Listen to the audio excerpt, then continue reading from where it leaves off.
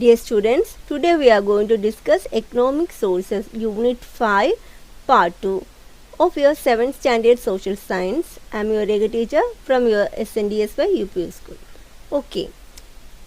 Last ക്ലാസ്സിൽ നമ്മൾ economic ആക്ടിവിറ്റീസിനെ കുറിച്ച് ഡിസ്കസ് ചെയ്തായിരുന്നു. എക്കണോമിക് ആക്ടിവിറ്റീസ് 3 സെക്ടറിലായിട്ടാണ് വരുന്നത്. Primary sector, secondary sector and tertiary sector. Primary സെക്ടറിന് മറ്റൊരു പേരും കൂടിയുണ്ട്, അഗ്രികൾച്ചർ സെക്ടർ. കാരണം കൂടുതലും എല്ലാ അഗ്രികൾച്ചറിനോട് ബന്ധപ്പെട്ട ആക്ടിവിറ്റീസാണ് ഈ പ്രൈമറി സെക്ടറിൽ വരുന്നത്. അഗ്രികൾച്ചറിനോട് ബന്ധപ്പെട്ട മാത്രമല്ല, ഫോറസ്ട്രി, ഫിഷിംഗ്, മൈനിങ്, അങ്ങനെ നാച്ചുറൽ റിസോഴ്സിനോട് ബന്ധപ്പെട്ട എല്ലാ ആക്ടിവിറ്റീസും പ്രൈമറി സെക്ടറിൽ വരുന്നു അല്ലേ. സെക്കൻഡറി സെക്ടറോ പ്രൈമറി സെക്ടറിൻ്റെ പ്രൊഡക്ട്സ് ഉപയോഗിച്ചിട്ട് ചെയ്യുന്ന ആക്ടിവിറ്റീസ് ആണ് സെക്കൻഡറി സെക്ടറിൽ വരുന്നത്. സെക്കൻഡറി സെക്ടറിൽ എന്തൊക്കെ വരും? ഇൻഡസ്ട്രി വരും, ജനറേഷൻ ഓഫ് ഇലക്ട്രിസിറ്റി വരും, ബിൽഡിംഗ് കൺസ്ട്രക്ഷൻ വരും. ടെറിഷറി സെക്ടറിലോ ഈ പ്രൈമറി സെക്ടറിൻ്റെയും സെക്കൻഡറി സെക്ടറിൻ്റെയും പ്രൊഡക്ട്സ് ഉപയോഗിച്ച് ചെയ്യുന്ന ജോലികളാണ് ടെറിഷറി സെക്ടറിൽ വരുന്നത്. ട്രേഡ്, ട്രാൻസ്പോർട്ട്, ഹോട്ടൽ, അങ്ങനെ ഒത്തിരി കാര്യങ്ങൾ ടെറിഷറി സെക്ടറിൽ വരുന്നുണ്ട് അല്ലേ. ഇതെല്ലാം നമ്മൾ ലാസ്റ്റ് ക്ലാസ്സിൽ ഡിസ്കസ് ചെയ്താണ്.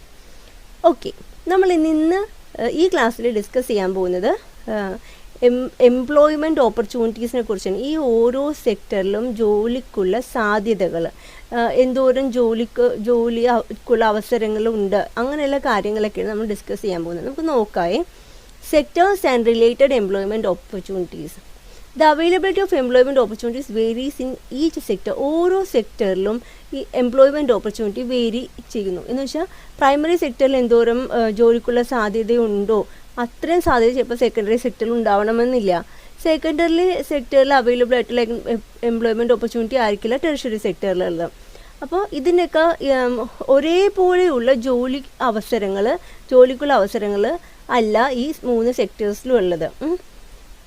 We can find an increased access of employment in some sector while it is not so in the other sectors. ചിലപ്പോൾ പ്രൈമറി സെക്ടറിൽ കൂടുതൽ ജോലിക്കുള്ള അവസരങ്ങൾ ഉണ്ടാവും, എന്നുവെച്ചാൽ ഓപ്പർച്യൂണിറ്റീസ് ഉണ്ടാവും, കുറേ ജോലി സാധ്യതകൾ, കുറേ ആൾക്കാർക്ക് ഇവിടെ ജോലി എടുക്കാൻ സാധിക്കും. പ്രൈമറി സെക്ടർ എന്ന് വെച്ചാൽ കൃഷിയോട് ബന്ധപ്പെട്ട ജോലി, ഫിഷിങ്ങിനോട് ബന്ധപ്പെട്ട ജോലി, മൈനിങ്ങിനോട് ബന്ധപ്പെട്ട ജോലി, അങ്ങനെ ഫോറസ്ട്രിയോട് ബന്ധപ്പെട്ട ജോലി, അങ്ങനെയുള്ള ജോലിക്കുള്ള അവസരങ്ങൾ പ്രൈമറി സെക്ടറിൽ കൂടുതലായിരിക്കും. പക്ഷേ സെക്കൻഡറി സെക്ടറിൽ കൺസ്ട്രക്ഷൻ വർക്ക് അല്ലെങ്കിൽ ഫാക്ടറി അങ്ങനെയുള്ള സ്ഥലത്തൊക്കെ ചിലപ്പോൾ ജോലിക്കുള്ള അവസരം കുറവായിരിക്കും. പക്ഷേ ചിലപ്പോൾ ടെറിഷറി സെക്ടറിൽ കൂടുതലായിരിക്കും. നമുക്കതിനെക്കുറിച്ച് എങ്ങനെയാണ് ജോലിക്കുള്ള അവസരങ്ങൾ എങ്ങനെയാണ് ഈ സെക്ടേഴ്സിൽ വരുന്നത് എന്ന് വെച്ചാൽ എന്തോരം ഉണ്ട് അതൊന്ന് കമ്പയർ ചെയ്തൊക്കെ നമുക്ക് നോക്കാമേ. അപ്പോൾ നമുക്കറിയാം ഇപ്പോൾ എല്ലാ ഒക്കുപ്പേഷൻസും ഈ 3 സെക്ടേഴ്സിൽ തന്നെയാണ് അല്ലേ. എക്കണോമിക് ആക്ടിവിറ്റീസ് ആകെ ഈ 3 സെക്ടറിൽ മാത്രമേ വരുന്നുള്ളൂ. വേറെ സെക്ടേഴ്സ് ഇല്ല. Primary sector, secondary sector, tertiary sector, ഈ 3 സെക്ടേഴ്സിലാണ് നമ്മുടെ എല്ലാ നമ്മൾ ചുറ്റുപാടും കാണുന്ന എല്ലാ ജോലിയും നമുക്ക് ഈ 3 സെക്ടേഴ്സിലായിട്ട് നമുക്ക് ഇങ്ങനെ തരംതിരിച്ചു വെക്കാൻ സാധിക്കും. നമുക്ക് ഇനി എംപ്ലോയ്മെൻറ്റ് ഓപ്പർച്യൂണിറ്റീസിനെ കുറിച്ച് നോക്കാം. അത് നോക്കണമെങ്കിൽ നമുക്ക് ഈ ഒരു ടേബിൾ ഒന്ന് മനസ്സിലാക്കേണ്ടതായിട്ട് വന്നു. നമുക്ക് നോക്കാം. Examine the table showing the percentage of employment availability in different sectors from 1993 to 2011. 1993 മുതൽ 2011 വരെ സർവേ നടത്തിയതിന് ശേഷം കിട്ടിയ ഡീറ്റെയിൽസാണ് ഇവിടെ ടേബിളാക്കി വെച്ചിരിക്കുന്നത്. അപ്പോൾ ഈ ടേബിളിൽ എന്താ കാണിച്ചിരിക്കുന്നത്? Percentage of employment availability in each sector. എത്ര പെർസെൻറ്റേജ് എംപ്ലോയ്മെൻറ്റ് അവൈലബിലിറ്റി ഉണ്ട് ഓരോ സെക്ടറിലും. പ്രൈമറി സെക്ടറിൽ എന്തോരം ജോലിക്കുള്ള അവസരങ്ങളുണ്ടായിരുന്നു, സെക്കൻഡറി സെക്ടറിൽ എന്തോരം ജോലിക്കുള്ള അവസരങ്ങളുണ്ടായിരുന്നു, ടെറിഷറി സെക്ടറിൽ എന്തോരം ജോലിക്കുള്ള അവസരങ്ങളുണ്ടായിരുന്നു എന്ന് കാണിക്കുന്ന ഒരു ടേബിളാണ് ഇവിടെ കൊടുത്തിരിക്കുന്നത്. നിങ്ങൾ ടെക്സ്റ്റ് ബുക്കിലുള്ളതാണ്. നമുക്ക് ഡീറ്റെയിൽഡ് ആയിട്ട് നോക്കാം. ഇവിടെ എല്ലാവരും നോക്കി. ഈ സെക്ടേഴ്സിൽ ഏതൊക്കെ സെക്ടേഴ്സ് അവിടെ കൊടുത്തിരിക്കുന്നത്? Primary sector, secondary sector, tertiary sector അല്ലേ. ഓക്കെ, അപ്പോൾ ഇവിടെ ഈ ഫസ്റ്റ് ഹെഡിങ് നമ്മൾ കണ്ടു. ഈ ടേബിളിലെ ഫസ്റ്റ് ഹെഡ് സെക്ടേഴ്സാണ്. പിന്നെ കൊടുത്തിരിക്കുന്ന ഹെഡ് ഏതാണ്? 1993. 1993 പ്രൈമറി സെക്ടറിൽ എത്ര എംപ്ലോയ്മെൻറ്റ് അവൈലബിലിറ്റി ഉണ്ട് എന്നാണ് ഇവിടെ പറഞ്ഞിരിക്കുന്നത്. അതേപോലെ 1993 എത്രയുണ്ട്, സെക്കൻഡറി സെക്ടറിൽ എത്ര എംപ്ലോയ്മെൻറ്റ് അവൈലബിലിറ്റി ഉണ്ട്, ടെറിഷറി സെക്ടറിൽ എത്രയുണ്ട്. ഇപ്പോൾ നമുക്ക് ആദ്യത്തെ ഈ 1993 മാത്രം നോക്കാം. 1993 ആകെ 100% ജോലി. ഇപ്പോൾ ജോലി ആകെ കൂടി നമ്മൾ എടുക്കണമെങ്കിൽ, ജോലിക്കുള്ള അവസരങ്ങൾ എടുക്കണമെങ്കിൽ ആ ജോലിയിൽ പ്രൈമറി സെക്ടറിൽ എത്ര ജോലിക്കുള്ള ഓപ്പർച്യൂണിറ്റി ഉണ്ടായിരുന്നു? 64.9% ഓളം ജോലിക്കുള്ള അവസരങ്ങൾ ഉണ്ടായിരുന്നു. സെക്കൻഡറി സെക്ടറിലോ ഇല്ല, 14.2% ഉണ്ടായിരുന്നുള്ളൂ. ടെർഷ്യറി സെക്ടറിലോ ഇല്ല, സെക്കൻഡറി സെക്ടറിനെക്കാളും കൂടുതൽ 20.9% എംപ്ലോയ്മെൻറ്റ് ഓപ്പർച്യൂണിറ്റീസ് ഉണ്ടായിരുന്നല്ലേ. അപ്പോൾ നോക്കി 1993 പ്രൈമറി സെക്ടറിലാണ് കൂടുതൽ ആൾക്കാർ ജോലി ചെയ്തിരുന്നത്. പ്രൈമറി സെക്ടറിനെ കമ്പയർ ചെയ്യുമ്പോൾ സെക്കൻഡറി സെക്ടറിൽ എന്ന് വെച്ചാൽ ഫാക്ടറിയൊക്കെ വരുന്ന സെക്ടറിൽ ആൾക്കാർ കുറവായിരുന്നു ജോലി ചെയ്തിരുന്നത്. പക്ഷേ ടെറിഷറി സെക്ടറിലോ സർവീസ് സെക്ടറിൽ സെക്കൻഡറി സെക്ടറിനെക്കാളും കൂടുതൽ ആൾക്കാർ ജോലി എടുത്തിരുന്നു അല്ലേ. അപ്പോൾ 1993 ഏറ്റവും കൂടുതൽ ആൾക്കാർ ജോലി എടുത്തിരുന്നത് ഏത് സെക്ടറിലാണ്? അഗ്രികൾച്ചറിനോട് ബന്ധപ്പെട്ട നമ്മുടെ പ്രൈമറി സെക്ടറിലായിരുന്നു ആൾക്കാർ ജോലി എടുത്തിരുന്നത്. അപ്പോൾ ഈ ഒരു ടേബിളും എൻ്റെ ഫസ്റ്റ് ഹാഫ് മനസ്സിലായല്ലോ. ഇനി നമുക്ക് 2005 എന്ത് മാറ്റമാണ് സംഭവിച്ചതെന്ന് നോക്കാതെ. 2005 ഹെഡിങ് എന്താണ് ഇതിൻ്റെ? പെർസെൻറ്റേജ് ഓഫ് എംപ്ലോയ്മെൻറ്റ് അവൈലബിലിറ്റി, ജോലിക്കുള്ള സാധ്യത അല്ലേ, ജോലിക്കുള്ള അവസരങ്ങൾ എന്തോരം ഉണ്ടെന്നാണ് നമ്മൾ നോക്കാൻ പോകുന്നത് അല്ലേ. 2005 ആകെ 100% എംപ്ലോയ്മെൻ്റ് എന്ന് വിചാരിച്ചു. അതിൽ പ്രൈമറി സെക്ടറിൽ 56.5% ആൾക്കാർ ജോലി എടുത്തിരുന്നു. 56.5% ആൾക്കാർ ജോലി എടുത്തിരുന്നു. സെക്കൻഡറി സെക്ടറിൽ 18.7% ആൾക്കാർ ജോലി എടുത്തിരുന്നു. ടെറിഷറി സെക്ടറിൽ 24.8% ആൾക്കാർ ജോലി എടുത്തിരുന്നു. അപ്പോൾ നോക്കിയേ, ഇപ്പോഴും ഈ 2005 ആയപ്പോഴും ഏറ്റവും കൂടുതൽ ഏത് സെക്ടറിലാണ് ആൾക്കാർ ജോലി എടുക്കുന്നത്? പ്രൈമറി സെക്ടറിൽ തന്നെയാണ് അല്ലേ ജോലി എടുക്കുന്നത്. പിന്നെ ഏറ്റവും കൂടുതൽ ആൾക്കാർ ജോലി എടുക്കുന്നത് ടെറിഷറി സെക്ടറിലാണ്. അപ്പോൾ 2005 പ്രൈമറി സെക്ടർ കഴിഞ്ഞാൽ പിന്നെ ആൾക്കാർ ജോലി എടുക്കുന്ന ടെറിഷറി സെക്ടർ 18.7% കമ്പയർ ചെയ്യുമ്പോൾ അത്ര സെക്കൻഡറി സെക്ടറിലുള്ളൂ. നമുക്കൊരു കാര്യം ചെയ്യാം, നമുക്കിതൊരു കമ്പാരിസൺ നടത്താം. 1993 2005 തമ്മിൽ ഒരു കമ്പാരിസൺ ചുമ്മാ നടത്തിയേക്കായി. നോക്കിയ മക്കളെ, പ്രൈമറി സെക്ടറിൽ 1993 ആയപ്പോൾ 64.9% ആൾക്കാർ ജോലി എടുത്തിരുന്നു. പക്ഷേ 2005 ആയപ്പോഴോ പ്രൈമറി സെക്ടറിൽ ജോലി എടുത്തിരുന്ന ആൾക്കാരുടെ എണ്ണം കുറഞ്ഞു. അവിടെ എംപ്ലോയ്മെൻറ്റ് ഓപ്പർച്യൂണിറ്റി കുറവായിരുന്നു, അവിടെ ജോലിക്കുള്ള സാധ്യത കുറഞ്ഞു. 1993 കമ്പയർ ചെയ്യുമ്പോൾ 2005 അവിടെ ജോലിക്കുള്ള സാധ്യത കുറഞ്ഞിട്ട് അവിടെ 56.5% എംപ്ലോയ്മെൻറ്റ് അവൈലബിലിറ്റി ഉണ്ടായിരുന്നുള്ളൂ. അപ്പോൾ ബാക്കി അവിടെ മനുഷ്യർ ബാക്കി എങ്ങോട്ടേക്ക് പോയിട്ടുണ്ടായിരിക്കും? ജോലിക്കുള്ള അവസരം പ്രൈമറി സെക്ടറിൽ ഇല്ല. അപ്പോൾ അവരെങ്ങോട്ട് പോയിട്ടുണ്ടായിരിക്കും? ഇതേ നോക്കിയേ, 1993 സെക്കൻഡറി സെക്ടറിൽ 14.2% ജോലി സാധ്യതയേ ഉണ്ടായിരുന്നുള്ളൂ. പക്ഷേ 2005 ആയിരുന്നപ്പോൾ അത് കൂടിയല്ലേ, 18.7%ഓളം ജോലി സാധ്യത വന്നു. അപ്പോൾ സെക്കൻഡറി സെക്ടർ കുറേ ഫാക്ടറീസ് പിന്നെയും വന്ന് കാണും അല്ലേ. ഇൻഡസ്ട്രിയൽ സെക്ടർ ഡെവലപ്പ് ചെയ്തിട്ട് കുറേ ഇൻഡസ്ട്രിയൽസൊക്കെ വന്നിട്ട് അപ്പോൾ ആൾക്കാരൊക്കെ ആ സെക്കൻഡറി സെക്ടറിലോട്ട് പ്രൈമറി സെക്ടറിൽ നിന്ന് പോയിട്ടുണ്ടായിരിക്കും. കൃഷി സംബന്ധമായ ജോലിയൊക്കെ ഉപേക്ഷിച്ച് ആൾക്കാർ സെക്കൻഡറി സെക്ടറിലോട്ട് പതുക്കെ പോയിട്ടുണ്ടാകും ജോലിയൊക്കെ തേടി അല്ലേ. ഓക്കെ, നമുക്ക് നോക്കി ടെറിഷറി സെക്ടർ നോക്കി 1993 20.9% ഉണ്ടായിരുന്നു, അല്ലെങ്കിൽ 2005 ആയപ്പോൾ അത് കുറച്ചും കൂടി കൂടി 24.8% ആൾക്കാർ ടെറിഷറി സെക്ടറിലോട്ട് മാറി. അപ്പോൾ 2005 നമുക്ക് എന്താ കാണാൻ എന്ത് ഡിഫറൻസ് ആണ് വന്നിരിക്കുന്നത്? 1990 അതിന് മുന്നത്തെ ഇയറിനെ കമ്പയർ ചെയ്യുമ്പോൾ പ്രൈമറി സെക്ടറിൽ നിന്നും ആളുകൾ സെക്കൻഡറി സെക്ടറിലേക്കും ടെറിഷറി സെക്ടറിലേക്കും ജോലി തേടി പോയിട്ടുണ്ട്. എന്ന് വെച്ചാൽ പ്രൈമറി സെക്ടറിൽ ജോലിക്കുള്ള അവസരങ്ങളില്ലാതെയായി, അതിനെ തുടർന്ന് ആളുകൾ സെക്കൻഡറി സെക്ടറിലും ടെറിഷറി സെക്ടറിലേക്കും ജോലി തേടി പോയിട്ടുണ്ട്. അവിടെ ജോലിക്കുള്ള അവസരങ്ങൾ കൂടി വന്നു എന്നാണല്ലോ ഈ ടേബിളിൽ നിന്ന് നമുക്ക് മനസ്സിലാക്കാൻ സാധിച്ചിട്ടുള്ളത്. ഓക്കെ, ഇനി മറ്റൊരു കാര്യം നോക്കേ, 2011 ആയപ്പോൾ എന്ത് സംഭവിച്ചു എന്ന് നോക്കാം. പ്രൈമറി സെക്ടറിൽ 53.2% ആൾക്കാർ ജോലിയെടുത്തു. സെക്കൻഡറി സെക്ടറിൽ 21.5% ഓളം ജോലിക്കുള്ള സാധ്യത ഉണ്ടായി. ടെറിഷറി സെക്ടറിൽ 25.3% ജോലിക്കുള്ള സാധ്യത ഉണ്ടായി. അവിടെ നമുക്കൊന്ന് കമ്പാരിസൺ ചെയ്തേ പറ്റുള്ളൂ, എന്നാലേ നമുക്കത് മനസ്സിലാവുള്ളൂ. അതിന് തൊട്ട് മുമ്പത്തെ വർഷങ്ങളിൽ നോക്കുമ്പോൾ 56.5% എംപ്ലോയ്മെൻറ്റ് അവൈലബിലിറ്റി പ്രൈമറി സെക്ടറിൽ 2005 ഉണ്ടായി. ആ ഒരു പ്രൈമറി സെക്ടറിൽ ഇപ്പോൾ 2011 ആയപ്പോൾ ജോലിക്കുള്ള സാധ്യത കുറഞ്ഞിരിക്കുന്നു, എംപ്ലോയ്മെൻറ്റ് ഓപ്പർച്യൂണിറ്റി കുറഞ്ഞിരിക്കുന്നു അല്ലേ. പക്ഷേ അവിടെ നിന്ന് ജോലിക്കുള്ള അവസരങ്ങൾ നഷ്ടപ്പെട്ട ആൾക്കാർ പിന്നെ ഏത് സെക്ടറിലോട്ട് പോയിട്ടുണ്ടായിരിക്കും? Secondary സെക്ടറിലോട്ടും tertiary സെക്ടറിലോട്ടും പോയിട്ടുണ്ടായിരിക്കും. ഇപ്പോൾ ഈ ഒരു ടേബിളിൽ നിന്ന് നമുക്ക് എന്ത് മനസ്സിലാക്കാൻ സാധിച്ചു? 1993 2005 2011 ഈ വർഷങ്ങളിലൊക്കെ നോക്കുമ്പോൾ പ്രൈമറി സെക്ടറിലെ പണ്ട് കാലത്ത് കുറേ ആൾക്കാർ ജോലി ചെയ്തിരുന്നു. എന്ന് വെച്ചാൽ പ്രൈമറി സെക്ടറിൽ പണ്ട് എംപ്ലോയ്മെൻറ്റ് അവൈലബിലിറ്റി കൂടുതൽ ഉണ്ടായിരുന്നു. മുന്നേ നമ്മുടെ വർഷങ്ങൾക്ക് മുമ്പ് എംപ്ലോയ്മെൻറ്റ് ഓപ്പർച്യൂണിറ്റീസ് അവിടെ കൂടുതൽ ഉണ്ടായിരുന്നെങ്കിൽ വർഷങ്ങൾ കഴിയുന്തോറും എംപ്ലോയ്മെൻറ്റ് ഓപ്പർച്യൂണിറ്റീസ്, ജോലിക്കുള്ള സാധ്യത പ്രൈമറി സെക്ടറിൽ കുറഞ്ഞു വന്നുകൊണ്ടിരിക്കുകയാണ് അല്ലേ. നമ്മുടെ പൂർവികരെ ആലോചിച്ച് നോക്കി. നമ്മുടെ പൂർവികർ മിക്കവരും കൃഷിപ്പണിക്കാരായിരുന്നു. മിക്ക വീട്ടുകളിലും ഫാമേഴ്സ് ആയിരുന്നു. നമ്മളൊന്ന് നമ്മുടെ ഗ്രാൻഡ് പാരൻസിനോട് ചോദിച്ചാൽ അവരുടെ ഗ്രാൻഡ് പാരൻസ് എന്തായിരുന്നു ജോലി? ഫാമേഴ്സ് ആയിരുന്നു എന്നേ മിക്കവരും പറയുള്ളൂ. കുറേ പേര് ഫാമേഴ്സ് ആയിരുന്നു. പിന്നീട് ചുരുക്കം പേര് മാത്രമല്ല വേറെ ചില വർക്ക് ട്രേഡുമായിട്ട് ബന്ധപ്പെട്ട ജോലിയൊക്കെ ചെയ്തിരുന്നുള്ളൂ. പക്ഷെ ഇപ്പോൾ നോക്കിയേ, നമ്മുടെ ഫാമിലിയിൽ ആരെങ്കിലും ഫാമേഴ്സ് ആയിട്ടുണ്ടോ? ഇല്ല. വളരെ കുറച്ച് ആൾക്കാരുടെ പാരൻസോ അല്ലെങ്കിൽ റിലേറ്റീവ്സോ അല്ലെങ്കിൽ ആരെങ്കിലും മാത്രമേ ഫാമേഴ്സായിട്ട് ഒരു കൃഷിയോട് ബന്ധപ്പെട്ട് അഗ്രികൾച്ചറോട് ബന്ധപ്പെട്ട് ജോലി ചെയ്യുന്നുള്ളൂ. അതൊരു ലിവ്ലിഹുഡായിട്ട് ചെയ്തിട്ടുള്ളൂ. സൈഡായിട്ട് ഇങ്ങനെ ചെയ്യുന്ന പോലെ നമ്മൾ നമ്മുടെ വീട്ടിൽ അമ്മ ഒരു അടുക്കള തോട്ടം നടത്തുന്നുണ്ട്. അതിനെയല്ല ഞാൻ ഉദ്ദേശിച്ചത്.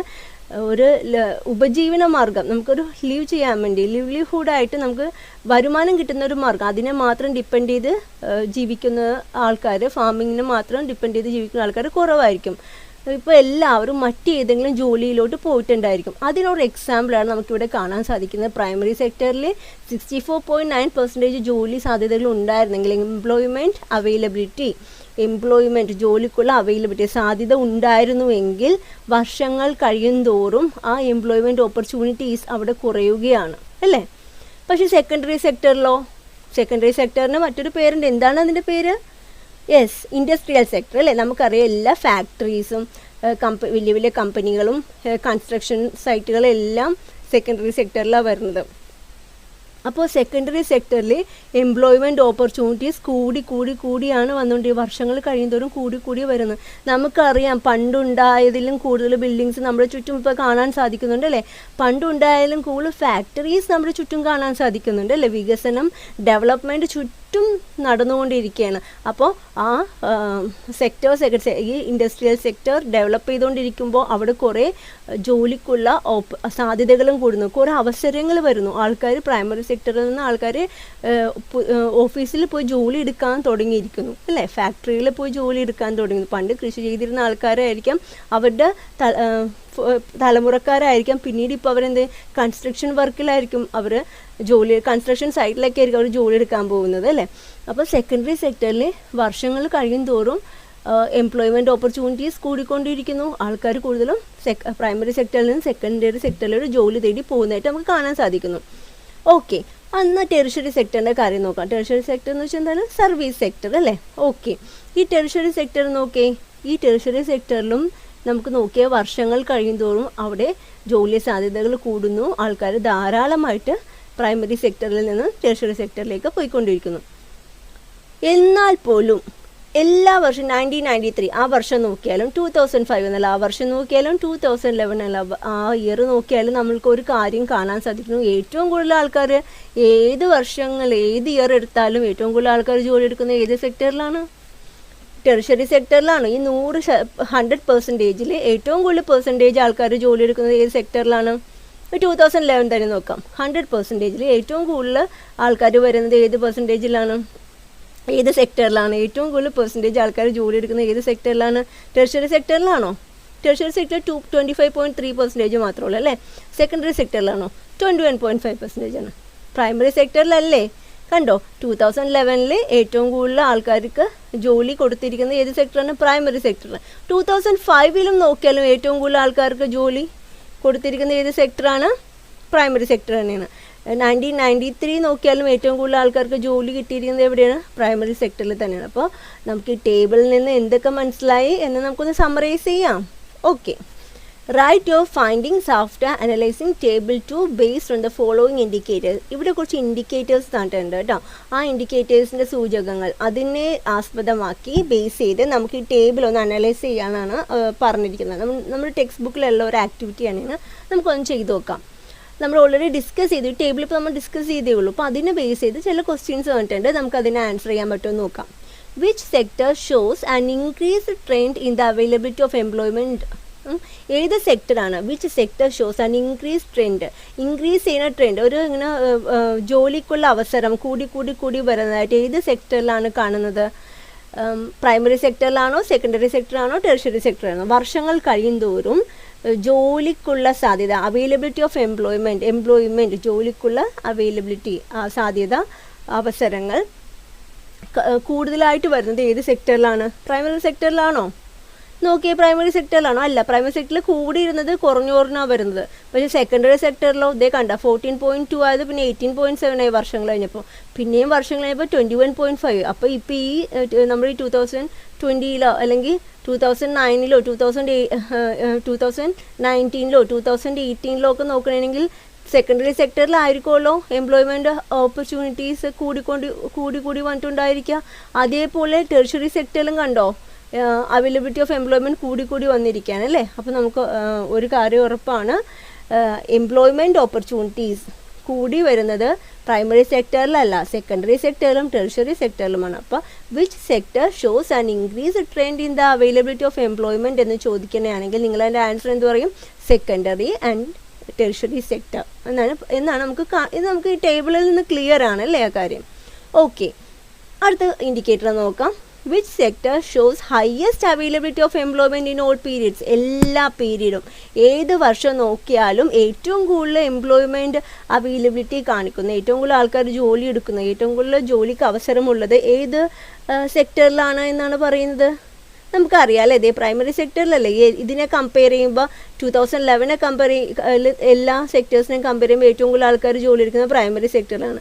2005 എല്ലാ സെക്ടറും നോക്കുമ്പോൾ ഏറ്റവും കൂടുതൽ ആൾക്കാർ ജോലി എടുക്കുന്നത് അല്ലെങ്കിൽ എംപ്ലോയ്മെൻറ്റ് അവൈലബിലിറ്റി ഉള്ളത് പ്രൈമറി സെക്ടറിൽ തന്നെയാണ്.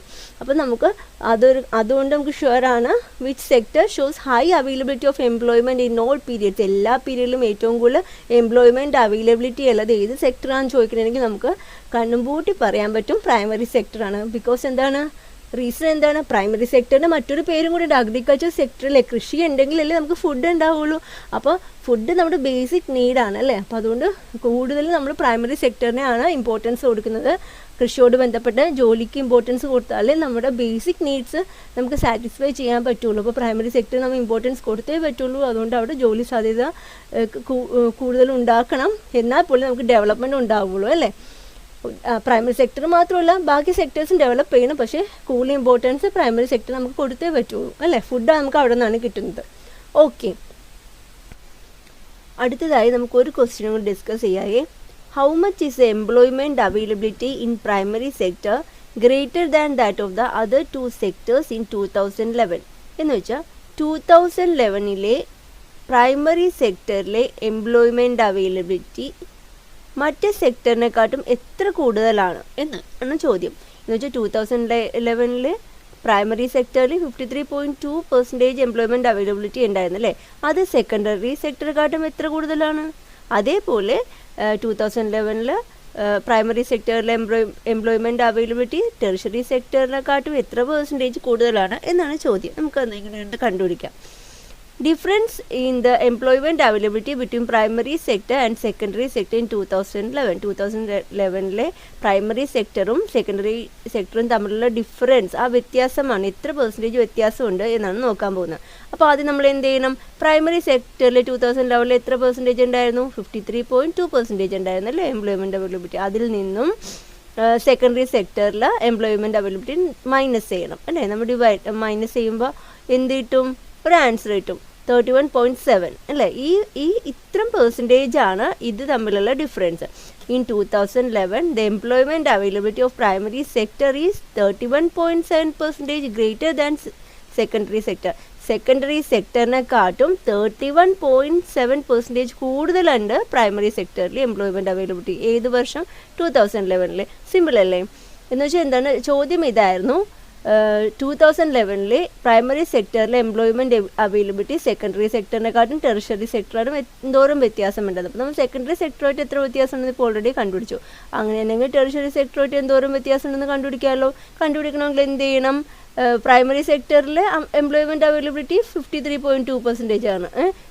ടെറിഷറി സെക്ടറിൽ 25.3% ആണ്. അപ്പോൾ 53.2% മൈനസ് 25.3%. അപ്പോൾ എത്ര കിട്ടും? നമുക്കൊരു പെർസെൻറ്റേജ് കിട്ടും.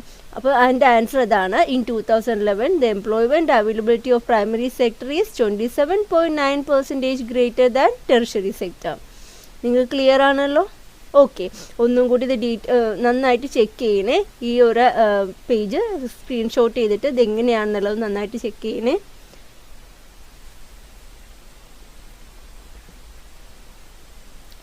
ഓക്കെ, അപ്പോൾ ടേബിൾ അനാലിസിസ് ചെയ്തതിന് ശേഷം നമ്മൾക്ക് കുറേ കാര്യങ്ങൾ മനസ്സിലായി അല്ലേ? അപ്പോൾ നമുക്ക് നോക്കാം, ഒന്ന് സമ്മറൈസ് ചെയ്യാം. Primary sector has more employment opportunities than the other sectors. മറ്റ് സെക്ടറിനെ കമ്പയർ ചെയ്യുമ്പോൾ ഏറ്റവും കൂടുതൽ എംപ്ലോയ്മെൻറ്റ് ഓപ്പർച്യൂണിറ്റീസ് ഉള്ളത്, ജോലിക്കുള്ള അവസരമുള്ളത് ഏത് സെക്ടറിലാണ്? പ്രൈമറി സെക്ടറിലാണ്. The food requirement of our country is made by the primary sector. നമ്മുടെ രാജ്യത്തിൻ്റെ ഫുഡ് റിക്വയർമെൻറ്റ്, ബേസിക് നീഡായ ഫുഡ്, അത് നമുക്ക് അവൈലബിൾ ആക്കുന്നത് ഏത് സെക്ടറാണ്? പ്രൈമറി സെക്ടർ തന്നെയാണ് അല്ലേ? അപ്പോൾ കൂടുതൽ ഇമ്പോർട്ടൻസ് നമ്മൾ കൊടുക്കേണ്ടതും പ്രൈമറി സെക്ടറിന് തന്നെയാണ്. അവിടുത്തെ എംപ്ലോയ്മെൻറ്റ് ഓപ്പർച്യൂണിറ്റീസ് കൂട്ടിക്കൊണ്ടുവരേണ്ടത് ഓരോ രാജ്യത്തിൻ്റെയും ഡെവലപ്മെൻറ്റിന് വളരെ അത്യാവശ്യമായ ഒരു കാര്യമാണ്. India has been given more importance to the development of primary sector since independence. നമുക്കറിയാം, ഇൻഡിപെൻഡൻസിന് ശേഷം നമ്മുടെ രാജ്യം പ്രൈമറി സെക്ടർ ഡെവലപ്പ് ചെയ്യാൻ വേണ്ടി ഒത്തിരി പ്രവർത്തനങ്ങൾ നടത്തുന്നുണ്ട്. Well planned activities have brought about much improvement in food grain production. Employment opportunity മാത്രമല്ല, ഫുഡ് ഗ്രെയിൻസിൻ്റെ പ്രൊഡക്ഷനും അത് ഇംപ്രൂവ് ചെയ്യാൻ വേണ്ടിയുള്ള കാര്യങ്ങളും നമ്മളുടെ രാജ്യത്ത് നടപ്പിലാക്കുന്നുണ്ട്. ഓക്കെ.